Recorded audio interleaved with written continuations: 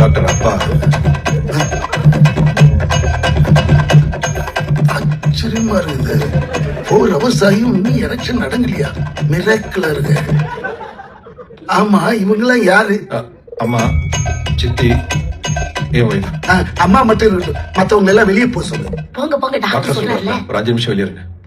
நான் சொல்லிட்டேன் சார், போக மாட்டேன் சார். நான் எவ்வளவோ சொல்லிட்டேன் சார். மாமா ஐயோ, அழாதீங்க, இங்கே இருக்கு. ஏமா, வீட்டுல புட்டு குழல் இருக்கா? டாக்டர் ஒரு நிமிஷம் அங்க பாருங்க. இது என்ன வழக்க? உலக்கைய வச்சு ஒரு டீம் பார்த்துட்டோம். இத வச்சு அப்போ இறங்கல. அடங்கல டாக்டர்.